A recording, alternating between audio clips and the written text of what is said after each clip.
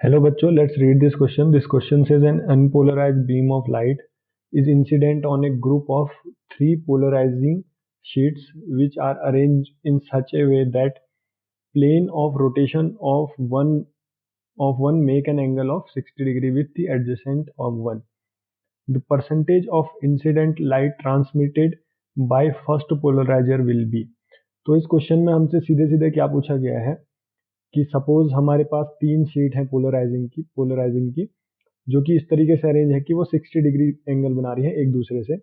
एक unpolarise beam जो है वो जा रही है इस सिस्टम से। तो हमें बताना है कि जो परसेंटेज जो होगा लाइट ट्रांसमिट करेगा पहला पोलराइजर वो कितना होगा। तो इस क्वेश्चन का जो की कॉन्सेप्ट है वो है मॉलस लॉ।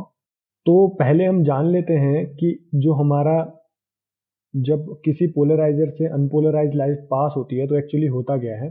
तो सपोज ये हमारी लाइट जो है वो पास हो रही है किसी पोलराइजर से। तो सपोज ये हमारा एक पोलराइजर है,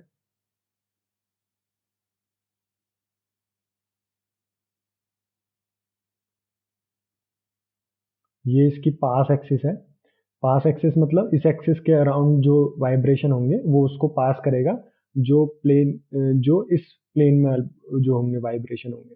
तो हमारे जो अनपोलराइज लाइट आती है उसका जो वाइब्रेशन होंगे वो इस तरीके से कुछ वाइब्रेशन होंगे, एक अलग अलग जगह अलग अलग जो है वाइब्रेशन होंगे क्योंकि वो अनपोलराइज लाइट है।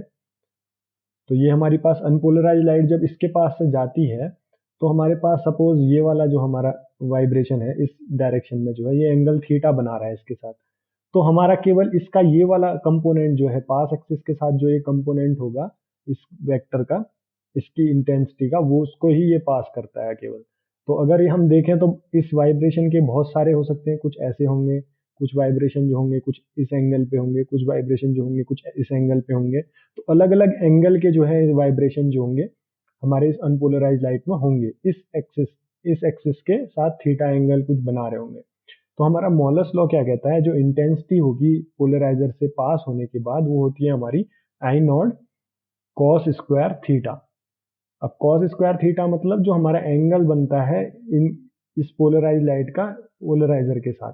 तो इस पोलराइजर लाइट अगर हम पहली पोलराइज लाइट को देखें या फिर उसकी बीम को देखें तो वो क्या कर रही है, उसका वाइब्रेशन जो है कुछ एंगल पे है तो उसका ये वाला कंपोनेंट केवल पास होगा जो कि पास एक्सिस के साथ जो होगा कॉस थीटा वाला जो कंपोनेंट है वही पास होगा। ऐसे ही सबके साथ वही चीज होगी। तो ये जो थीटा होगा हमारा वो रेंज करता है 0 से लेके 2 पाई तक के जितने भी सारे वाइब्रेशन होंगे। अलग अलग अनपोलराइज लाइट में क्या होते हैं, सारे वाइब्रेशन प्रेजेंट होते हैं हर एक एंगल पे जो है।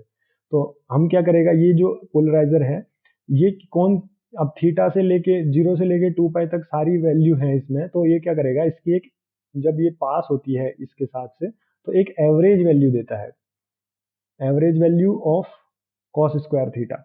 मतलब टोटल जितने भी सारे जो हमारे इलेक्ट्रिक फील्ड का जो जो भी हमारा एम्पलीट्यूड होगा या फिर इंटेंसिटी होगी उनका जो ये वाला कंपोनेंट होगा कॉस थीटा वाला कंपोनेंट, उसको जो है उसका जो है एक जो है एवरेज मिलके जितना इंटेंसिटी यहाँ पे आएगा वो हमको देता है इस तरीके से। तो ये पोलराइज लाइट कुछ ऐसे आएगी हमारी। तो इसका ये वाला कंपोनेंट जो है, ये वाला जो हमारा कंपोनेंट है ये कितना होगा, आई कुछ कॉस थीटा सपोज होगा हमारे पास। तो सबकी एवरेज हर एक एंगल के लिए जो है, कुछ ये वाला एंगल है कुछ इस वाले एंगल में कुछ इस वाले एंगल में, तो हर एक एंगल के लिए जो है अगर हम एवरेज निकालेंगे तो टोटल जो नेट आएगा हमारे पास वो हमारे पास इस पोलराइजर के बाद से जो लाइट आएगी उसकी इंटेंसिटी आएगी। तो हमको पता है कि कॉस स्क्वायर थीटा की जो हमारी एवरेज वैल्यू होती है वो होती है हाफ, क्योंकि जो हमारी कॉस स्क्वायर थीटा की एवरेज वैल्यू होती है वो होती है हाफ। कॉस थीटा की एवरेज वैल्यू होती है 0, लेकिन कॉस स्क्वायर थीटा की जो एवरेज वैल्यू होती है वो होती है हाफ। तो हमारा जो आधी लाइट जो है, अगर सपोज परसेंटेज निकालने के लिए हमको पूछा है तो हम क्या कर सकते हैं, परसेंटेज अगर हम निकालें तो परसेंटेज निकालने के लिए क्या है, इनिशियल हमारे पास final intensity I divided by I not into 100%। तो आई कितना है हमारे पास जो है वो है I not by 2 divided by I not into 100।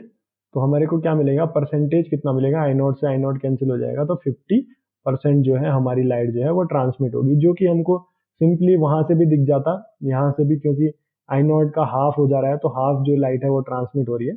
हम डायरेक्ट भी बोल सकते थे पर हम निकाल रहे, तो हमारा ऑप्शन सी जो है वो 50% जो है वो करेक्ट ऑप्शन है। हमने क्या देखा कि जो हमारा पहला पोलराइजर होता है वो लाइट को पोलराइज करता है।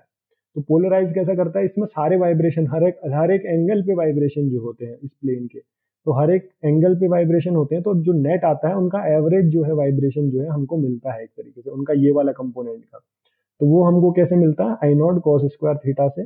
तो अगर कॉस स्क्वायर थीटा का हमको एवरेज पता है वो हाफ होता है, तो हमारी जो नेट आती है हमारे पास पोलराइज लाइट की इंटेंसिटी वो 50% आती है अनपोलराइज लाइट के।